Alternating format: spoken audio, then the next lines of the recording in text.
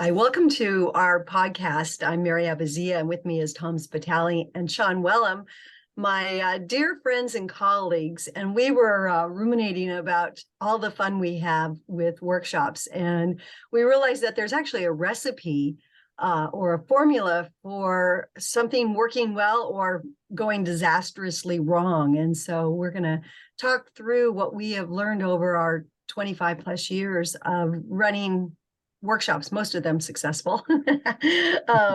Who wants to take it from here? Well, I suppose I'll talk a little bit about it. I mean, we tend to talk so much about our tools and how the tools that we've created help people build strategic marketing plans. But we've been talking a lot lately about the execution of the learning of those tools and some of the things that we do. And we've just been getting better and better over the years at it. And our feedback's been getting better and better. And we realize as we step back from it, that we have developed this formula, Mary, that you mentioned. And that particular formula is something that we want to talk about today, as well as maybe some of the softer things that we also do to make a workshop go very well. I think our purpose here is to selfishly, give people an idea of what the experience could be like of working with us. But also, I mean, I think more broadly, our purpose here is to just make people better marketers and better strategists. And so if people can take some of these things into their next meeting and use them to their benefit, I guess we'd be very happy about that as well. So, I don't know. Why don't we just start? What are some of the, I guess, formulaic things that you guys think are worth mentioning, that when we have an opportunity to be in front of people in a live audience, and even actually virtually, we do some of these things as well when we do Zoom sessions. What are some of the things that we've learned over the years that are must-haves, must-dos to have people be very engaged and maximize learning? Does anyone want to throw one out? I think there's the relevancy is the very first thing, and this comes almost before the workshop. People need to know why they're there. Their expectations can be varied, right? I mean, they don't know what exactly they're going to experience, but if they don't have that sense of why are we here and what, at least at a high level, are we here to do, that sort of understanding, setting the expectation, I guess, is the first step. If people turn up expecting a different sort of event, or we've even had people turn up. I had one guy turn up at a session. He looked fairly grumpy and was a bit flustered and throwing things around. I spoke to him and I said, "Are you okay? Is everything fine?" And he was just saying, "I sent me on this class. I got enough to get on with these stupid damn classes." And I thought, this is going to be a challenge because this guy doesn't want to be here. It's either not been sold enough to him or he's the wrong person to be here. And we had to have we had to address that issue in a positive way, I must say. But that's an extreme example. But if you've got people whose mindset isn't engaged and excited and somewhat anticipatory for what's coming, then you've missed an opportunity. So you've got to prepare the ground. That would be 10 at 1. Prepare the ground. Make sure people know what they're coming for. I would make a prediction. I think I know what Mary's going to talk about. Okay, well, let's see. The cousin of that. The prediction is you're going to talk about our experience in Texas a couple of weeks ago when somebody did exactly what Sean was talking about. So Tom, you got to stop with the predictions, Tom. They're not. I'm just saying. Just hold on, Mary.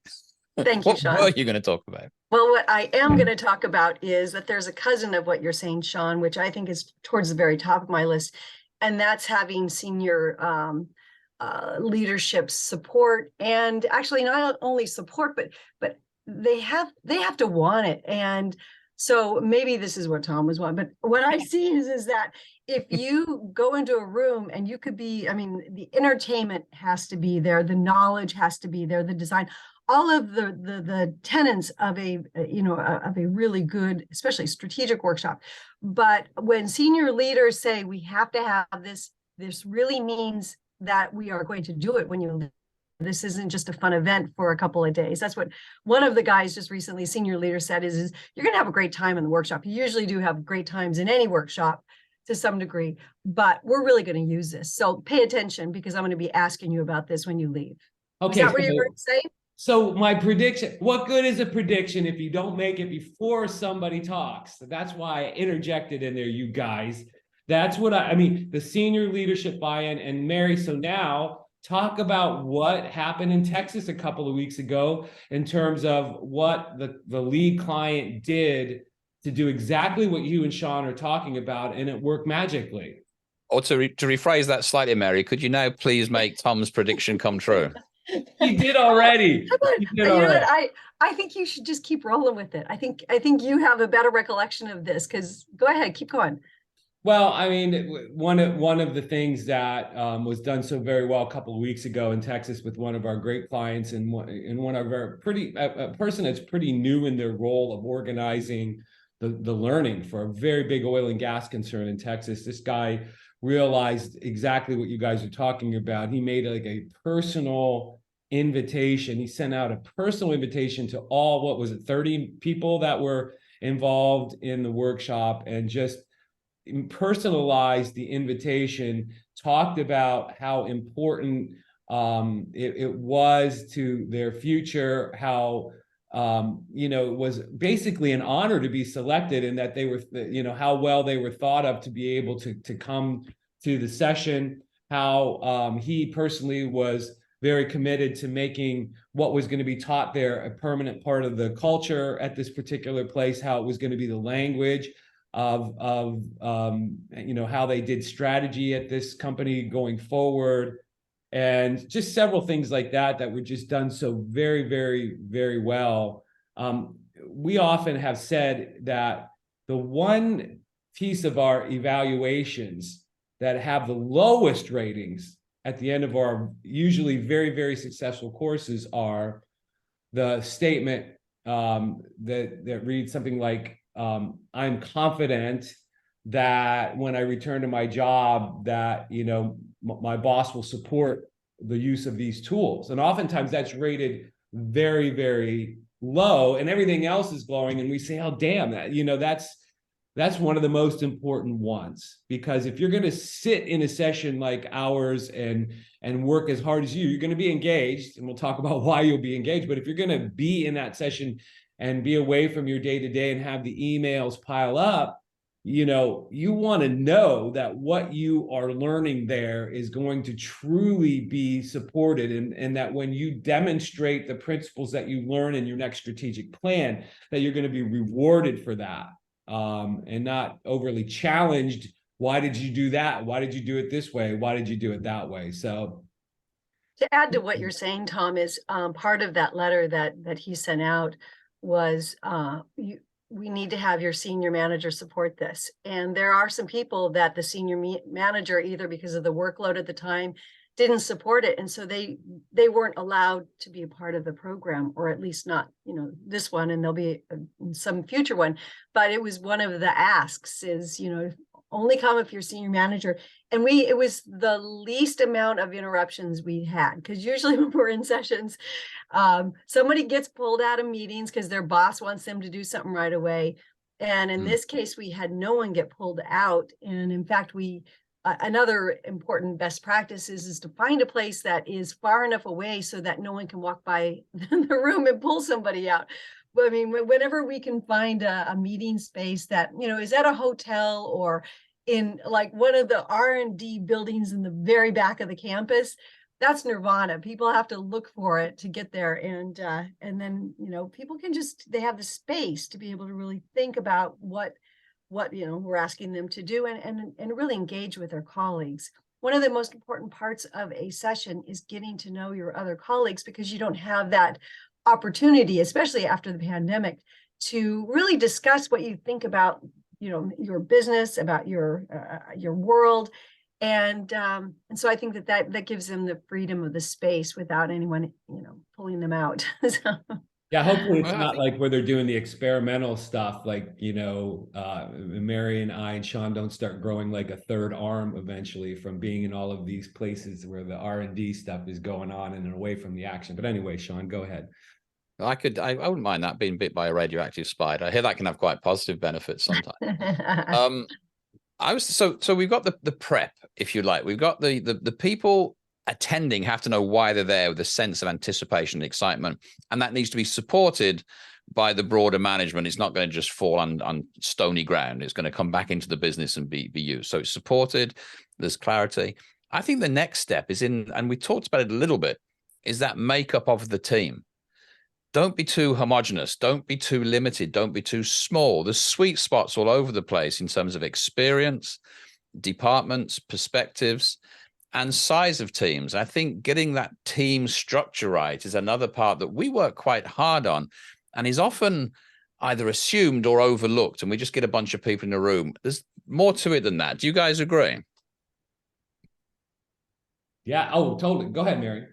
Oh, yeah, without a question. It's funny, Sean, some things are just so ingrained that, but you're right. If you get a team that's over 7 people, people are going to start checking out. So the sweet spot is really 4 to 6. Yeah. And there's some science behind that too, right? Because we know if there's 2, we've seen it so many times. Through necessity, we've had small groups. And they can be one of 2 things: really highly productive because you've got 4 of the right people or 3 of the right people, or somewhat canceling each other out because you've got no natural leadership and different opinions, and there's no breadth of debate. So it's a risk with a very small team that one of those 2 things happen. Too big a team, and you either get splits and you have 2 sub-teams working on different things. You have people checking out thinking, I don't need to work hard here. There's 7, 9 other people doing this.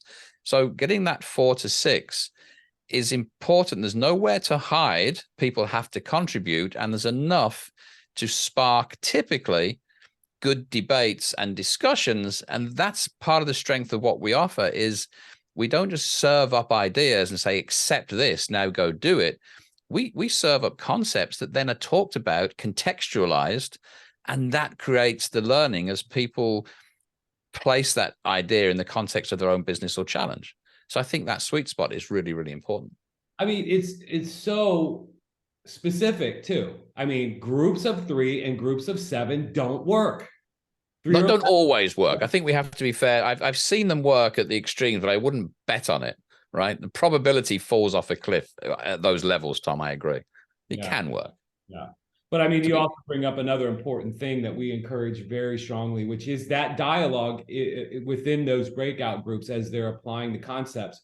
We'll talk maybe a little bit later in this podcast or in another podcast about how we go about maximizing that time that people have applying the concepts, which is another huge principle that we have. But really important how we facilitate the breakout groups, and we're doing anything but checking our email while that's going on. We are highly active in walking around and seeing the dynamics in the group. We all know that what's really important is that everybody sort of, to use a basketball term, touches the ball, that the ball's being passed around. We highly encourage people to kind of rotate the roles of scribing the group's output, leading the group's discussion, keeping the time, going around and stealing other ideas because it's the same company and you can steal ideas.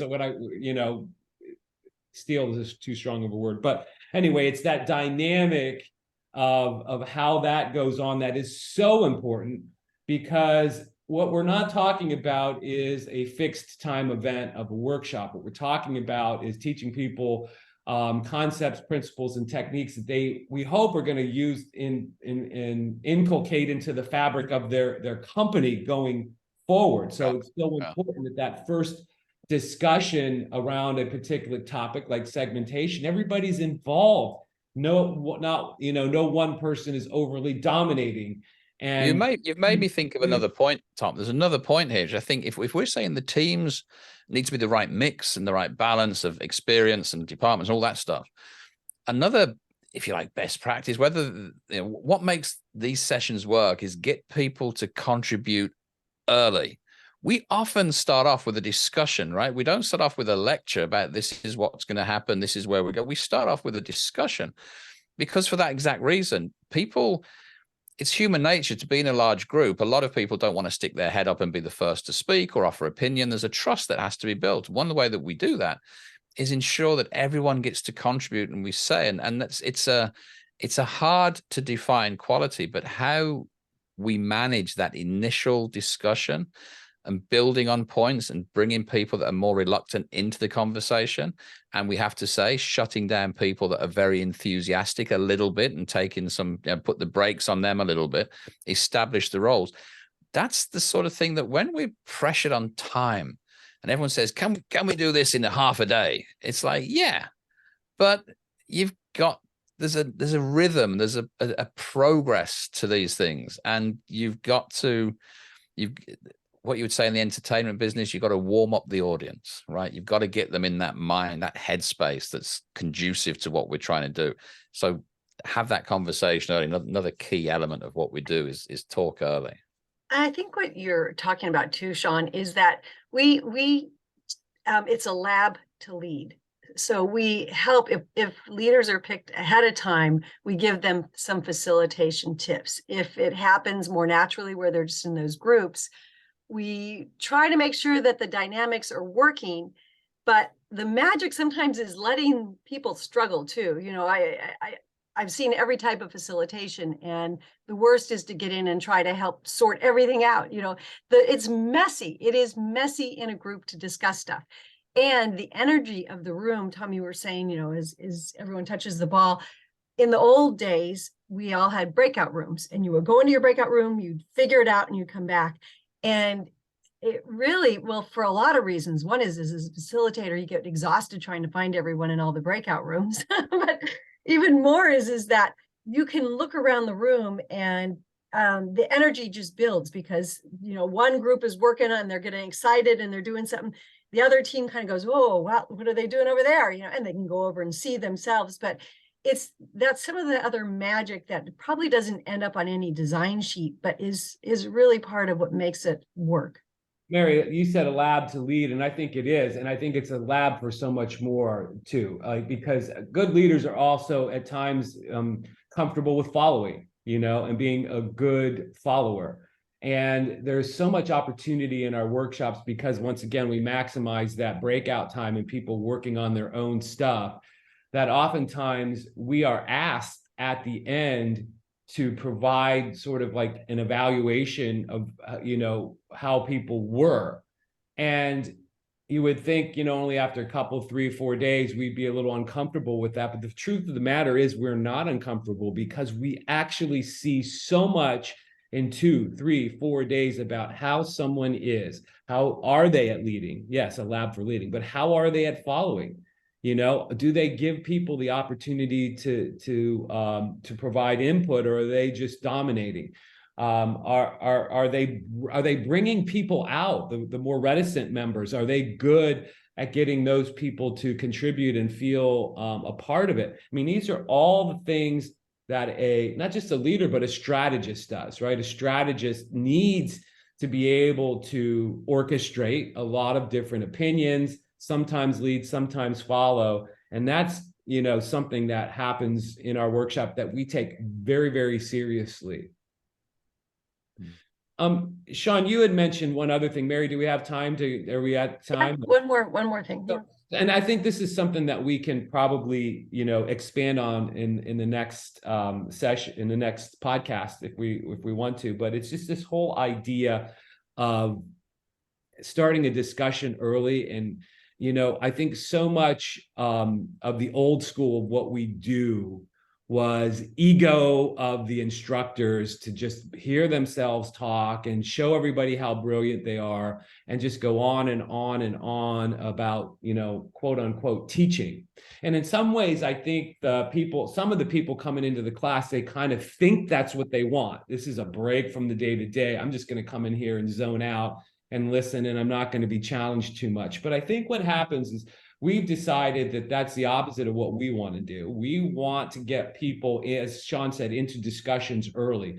We want to communicate the concepts and the tools in as efficient and concise manner as possible to maximize time of people sort of like, you know, applying those tools. And I think even the people that wish they were coming in for a mental break and find out that they're going to be challenged to do work and to participate, I think they come to to really appreciate that, because they realize how much that they're really rapidly learning how to do some things that they perhaps didn't know how to do in the past. Yeah, for me, one of the founders of the company took acting classes.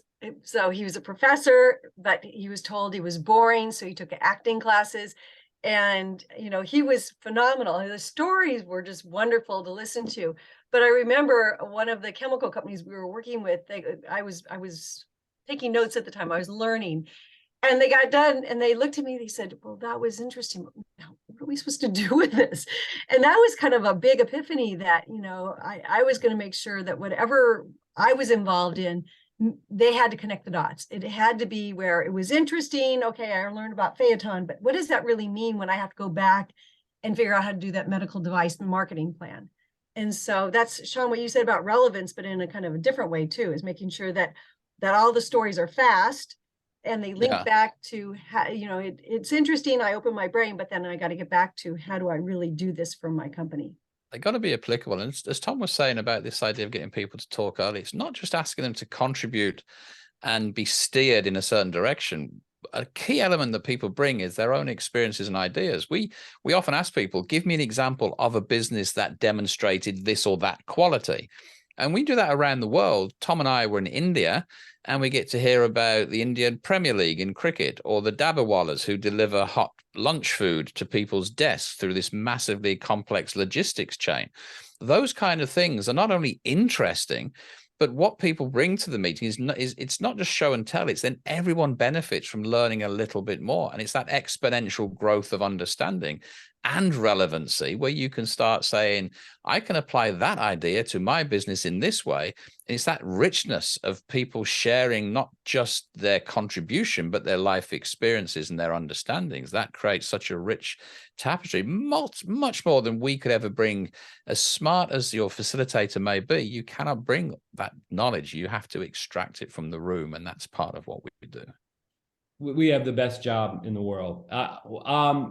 To be very showbiz and very entertainment oriented, I'm going to tease our next podcast. I think what we should do is on our next podcast, we should share the formula, our formula that I think that we've developed over the years for how to sort of introduce concepts in a way that's entertains very skeptical business people and gets them into a position to apply the concepts very rapidly and very practically, such that at the end of the session, they say, that was one of the best experiences I've ever had in any kind of quote unquote training. So why don't we do that next time? Let's talk about that formula.